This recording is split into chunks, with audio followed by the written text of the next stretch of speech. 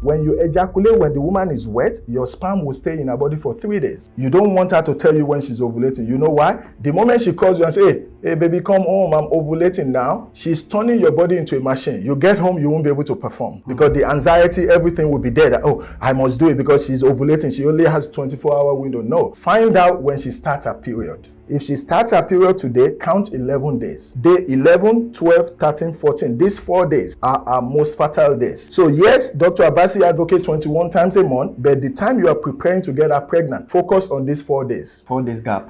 4 days gap. 11, day 11 from the day she starts her period, 11, 12, 13, 14. These 4 days, she's going to fertilize. She's going to ovulate. That egg is going to come down. When that egg comes down, the egg is only going to wait around for 24 hours. Guess what? It's waiting for your sperm or my sperm. So if you have had sex on day 10, on day 9, you may have exhausted some of your raw material. So prep your body for that 11, 12, 13, 14. Eat well, sleep well, even if you're at work. Take it lightly, knowing that, hey, these 4 days, I want to be able to perform. And the good news is this, you don't have to have sex without all the 4 days. When you ejaculate, when the woman is wet, your sperm will stay in her body for 3 days. So if you meet with her on day 11, and she's wet, you've deposited day 11, 12, 13, you've covered it. So even if you travel at the end of day 11, she can still have your baby on day 13, pregnant for you. So that's why foreplay is important. What is the opposite? If you have sex with her when she's not wet, your sperm dies. That wetness is what keeps your sperm and my sperm alive. Are you serious? Yeah, your sperm and my sperm is a living being. It needs to feed on something for those 3 days that it will stay there. It needs the juice. Wow.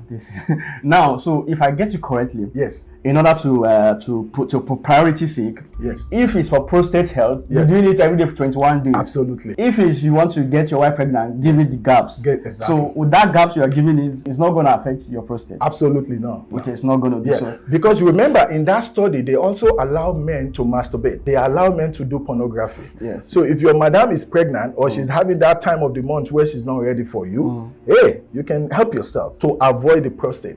But when we're talking about expecting the fruit of the womb, day 11, 12, 13, 14, 4 days after a period. After a period, 4 days are the days that she's most fertile. And for every woman, their sign of ovulation differs. My wife, it could be breast tenderness. Your wife, it could be waist pain. Some women, it could be vaginal discharge. It's different. But that egg, when they ovulate, they can only make 1 or 2 eggs, by the way. That egg is only going to wait for 24 hours. If it doesn't see your sperm, it breaks down and is getting ready to be the next menstrual cycle. So make sure you go to her day 11, make sure she's well turned on, and when she's wet, boom, do your job. Your semen, your sperm will stay in her body for 3 days. Wow. Now, someone may be saying, how do I be able to do sex 21 days? How possible is that going to be for you to have sex